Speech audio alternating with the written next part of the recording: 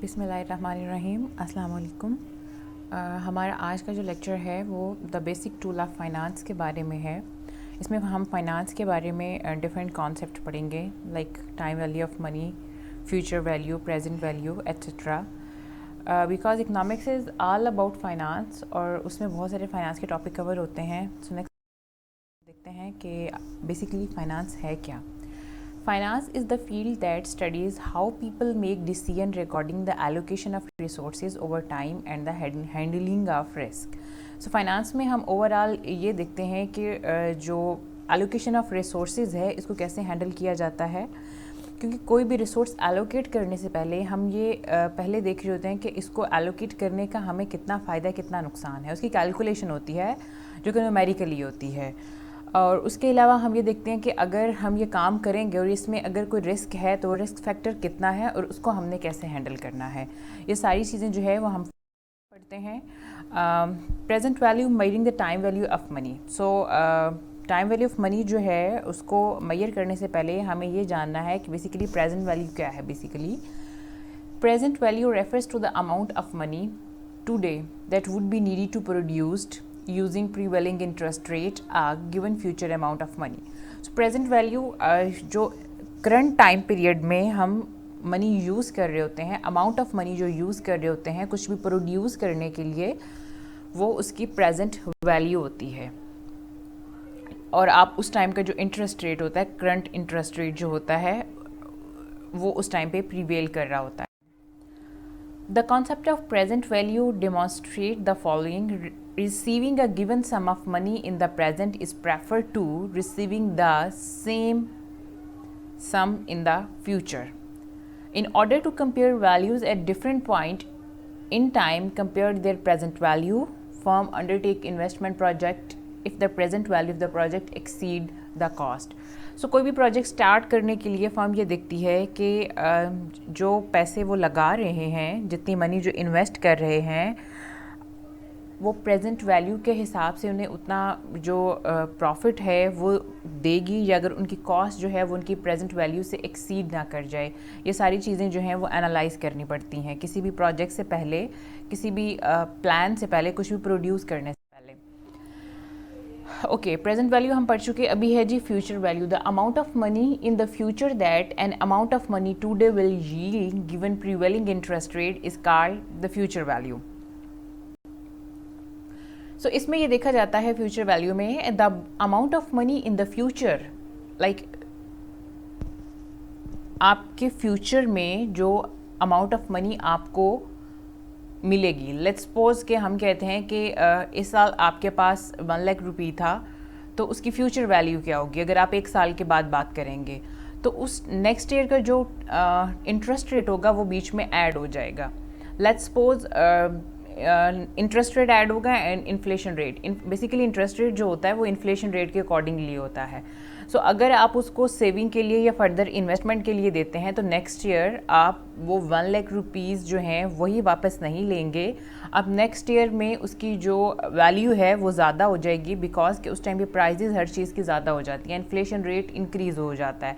So let's suppose हम कहते हैं कि 10% इंटरेस्ट रेट था, तो वो 1 लाख के साथ वो 10% इंटरेस्ट रेट जो है वो भी ऐड हो जाएगा और दैट विल बी 1,10,000। ये फ्यूचर वैल्यू होगी।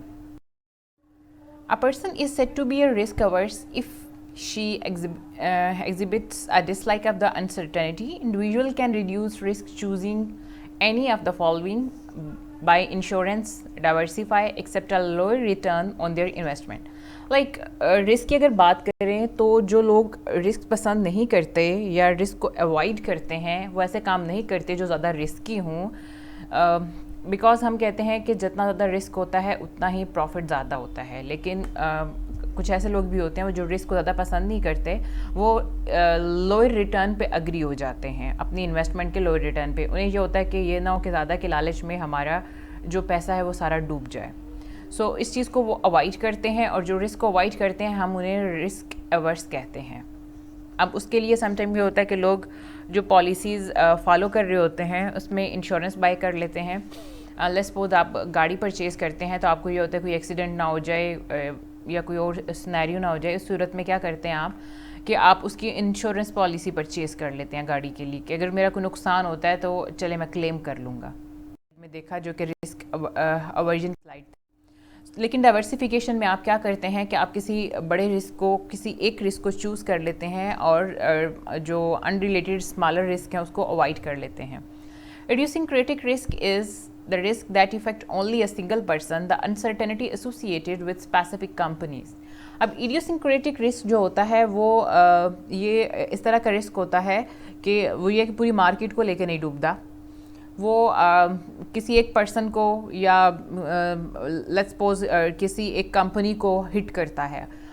किसी कंपनी में कोई एक पर्सन जिस पे ज़्यादा रिस्पॉन्सिबिलिटी है, फॉर एग्जांपल कोई प्रोडक्शन यूनिट से है, तो अगर आपके प्रोडक्शन में प्रॉब्लम आई है, कोई प्रॉपर इंस्पेक्शन नहीं हुई, वहाँ से कोई इशू आ रहा है, तो वो उसके लिए प्रॉब्लम होगा कि आप लास्ट पे जाके आपको आइडिया हुआ है जहाँ पे आप अपना जो है स्टॉक पैकअप कर रहे हैं, वहाँ पे आपको जाके आइडिया हुआ है कि ये इसकी स्पेसिफिकेशन में प्रॉब्लम है, तो उस टाइम पे आके वो बात क्या है कि आपके वो प्रोडक्शन यूनिट के मैनेजर पे आ जाएगी या आपकी कंपनी पे आ जाएगी कि उनका काफ़ी लॉस हो गया है। इस तरह से वो एज अ होल पूरी मार्केट को इफ़ेक्ट नहीं करता। Aggregate risk is the risk that affect all economic actors at once, the uncertainty associated with the entire economy. So aggregate risk ये होता है कि कोई भी ऐसा प्रॉब्लम या कोई ऐसा इशू जो आपकी पूरी इकानमी को एज अ होल जो है वो उसके लिए प्रॉब्लम हो। लाइक कोई ऐसा नेचुरल डिज़ास्टर हो जाता है, किसी एक चीज़ की शॉर्टेज हो जाती है, तो वो पूरी दुनिया की जो इकानमी है या आपकी अपनी पूरी कंट्री की इकानमी उसको हिला के रख देता है। हम जैसे एग्ज़ाम्पल लेते हैं कि आज अभी इस टाइम में आप देखें कि जो कोरोना का इशू है उसने आपकी वर्ल्ड लेवल इकानमी को इफ़ेक्ट किया है। So that is aggregate risk, not only your economy but आपकी वर्ल्ड लेवल इकानमी के लिए प्रॉब्लम्स आए हैं। इंपोर्ट एक्सपोर्ट काफ़ी हद तक जो है वो स्टॉप हुई है, इकोनॉमिक एक्टिविटी स्टॉप हो गई हैं। सो पूरी दुनिया में प्रॉब्लम आया है ये। Diversification can not remove aggregate risk. So आप एग्रीगेट रिस्क को कभी भी डाइवर्सिफाई नहीं कर सकते, आप उसको इग्नोर नहीं कर सकते। एग्रीगेट रिस्क इतना ह्यूज होता है, इतने बड़े लेवल पे होता है, वो पूरी इकोनॉमी या वर्ल्ड लेवल इकोनॉमी को अफेक्ट करता है। सो वहाँ पे डाइवर्सिफिकेशन पॉसिबल नहीं है, आप उसको अवॉइड नहीं कर सकते। ये डाइवर्सिफिकेशन की डायग्राम है। यहाँ पे हमने रिस्क स्टैंडर्ड और डाइवर्सिफिकेशन या deviation of the portfolio return है। यहाँ पे हमने इसको सेक्शंस बनाए हैं, less risk and more risk. नीचे वाले सेक्शन में लेस रिस्क है, ऊपर वाले में मोर रिस्क है। एग्रीगेट रिस्क जो है यहाँ पे हम इसको शो कर रहे हैं as a whole aggregate risk है, number of stocks and portfolios हैं, इडियोसिंक्रेटिक रिस्क है। अब एग्रीगेट रिस्क जो है वो एज अ होल सबको जो है वो करना पड़ता है, फेस करना पड़ता है, आप उसको इस तरह से अवॉइड नहीं कर सकते।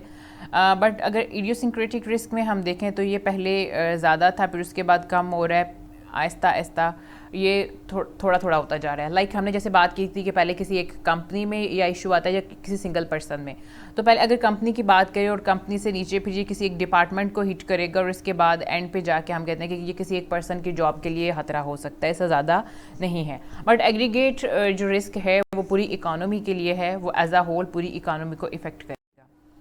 Diversification of idiosyncratic risk, people can reduce risk by accepting a lower rate of return. So यहाँ पे बेसिकली ये ऐसे रिस्क हैं जिसको हम अवॉइड तो कम्प्लीटली नहीं कर सकते, हम इन्हें एक्सेप्ट करते हैं और but at a lower return. हमें ये है आइडिया होता है कि भाई हम इसको अवॉइड किसी सूरत नहीं कर सकते, हमें यह हर सूरत में बर्दाश्त करना है, बेयर करना है। सो हम उसके लिए लिटिल अमाउंट के लिए, लिटिल रिटर्न के लिए भी अग्री हो जाते हैं। सो यहाँ पे देखें रिस्क स्टैंडर्ड डेविएशन हमने शो किया हुआ है और रिटर्न पर ईयर के हिसाब से किया हुआ है। अब यहाँ पे रिटर्न हमने 3.5, 3.8 एट्सेट्रा ये इंक्रीज़ होता जा रहा है और यहाँ पे ये एयर बेस पे बताया जा रहा है 0, 5, 10, 15, 20 एट्सेट्रा, जो कि डेविएशन इसके पॉइंट्स हैं। अब अगर देखें कि यहाँ पे स्टार्ट में नो स्टॉक, फिर 5 पे जाके डेविएशन जब ज़्यादा क्या 25% स्टॉक इफेक्ट हो रहा है, उसके बाद 50% स्टॉक, अब ये इंक्रीज़ होता जा रहा है ना, ये डेविएट कर रहा है, जैसे जैसे डेविएट कर रहा है ऊपर की तरफ जा रहा है। लेकिन ये होता है कि पर ईयर जो परसेंटेज है उसमें चांसेस ज़्यादा होते हैं कि जी आपका रिटर्न भी ज़्यादा हो, लेकिन बट ये रिस्क है, कौन जानता है कि वो जो बीच की सिचुएशन है ये जो लाइन है ये ऊपर वाली साइड पे चली जाएगी या नीचे वाली साइड पे आ जाएगी, गॉड नोज़।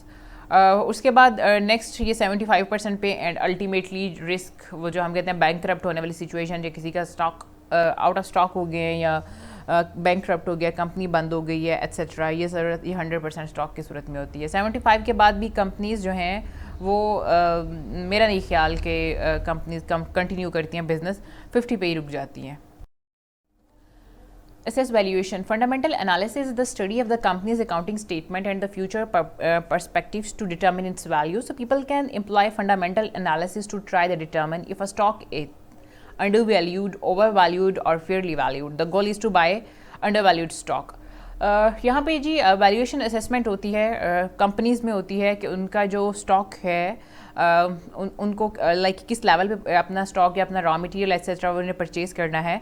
तो वो मोस्टली कोशिश ये होती है कि एक नॉर्मल रेंज में जाएं, ज़्यादा हाई प्राइजेस में ना जाएं, बिकॉज के कंपनीज़ का जो पर्पज़ होता है that is profit making. So profit उसी टाइम पे होती है। अगर आप हाई स्टैंडर्ड पे जाएंगे, फेयर वैल्यू या ओवर वैल्यूड लेंगे, तो उस टाइम पे आपके लिए जो कॉस्ट बेनिफिट एनालिसिस है वो थोड़ा आपका माइंड में चला जाएगा। Efficient market hypothesis. The efficient market hypothesis is the theory that asset price reflect all publicly available information about the value of an assets. Basically जो efficient market hypothesis है, ये theory आपको क्या बताती है? This is like all about related to a price reflect and all publicly available information about the value of an assets.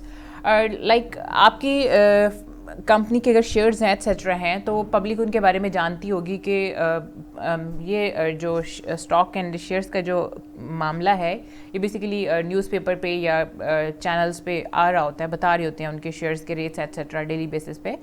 So publicly इसके बारे में इंफॉर्मेशन जो होती है वो आपके एसेट्स के बारे में कितनी अवेलेबल होती है। So a market is informationally efficient when it reflect all available information in a rational way. So जो मार्केट होती है that is more efficient informationally, अगर आपकी जो इंफॉर्मेशन होती हैं वो एक प्रॉपर वे में, रैशनल वे में completely available होती हैं। If markets are efficient, the only thing an investor can do is buy a diversified portfolio.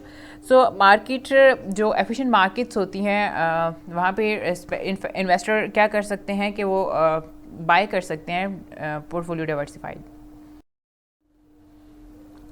अभी जी ये हमारे पास समरी है जो आज का लेक्चर था, उसमें हमने क्या क्या चीज़ें टच की हैं। उसमें first of all the saving and earn investment rate है, a sum of money today is more valuable than the same sum of money in the future. So जो इस टाइम पे आपके पास अगर 1 लाख है तो वो मोर वैल्यूएबल है, क्योंकि आपको नहीं पता आफ्टर अ ईयर आपका इन्फ्लेशन रेट जो है वो कितना इंक्रीज़ हो जाएगा। आपने जो एक रफ एस्टिमेट लगाया होता है, हमेशा आपकी जो फ्यूचर वैल्यू होती है वो इतनी ज़्यादा नहीं होती, क्योंकि जो प्रेजेंट वैल्यू में हम एडिशन करते हैं इन्फ्लेशन रेट की वो 5 या 10% होती है, इससे ज़्यादा नहीं होती। बट आपने देखा होगा कि लास्ट 2 ईयर में पाकिस्तान में स्पेशली पाकिस्तान की रुपये की डीवैल्यूशन कितनी हुई है कि आप 71-72 रुपीज़ से 140-156 और अराउंड 157, उसके बाद फिर 160, 162, 163, इस तरह अराउंड आप डबल से भी ज़्यादा चले गए हैं। सो कहाँ पे अगर आपका 2 साल पहले 1 लाख रुपया था उसकी कितनी वैल्यू थी, और अब 2 साल बाद जब आपकी जो डीवैल्यूएशन है मनी की डबल हो चुकी है तो उसकी क्या लाइक आपके पास उसकी क्या वैल्यू है, तो वो आपके लिए जो है वो 50,000 से भी कम है। तो जो आपकी जब आप वैल्यू ऑफ मनी पे जाते हैं तो उसकी जो प्रेजेंट वैल्यू ऑफ मनी है that is more important. A person can compare sum from different time using the concept of present value. The present value of any future sum is the amount that would be ready today given prevailing interest rate etc. to produce a future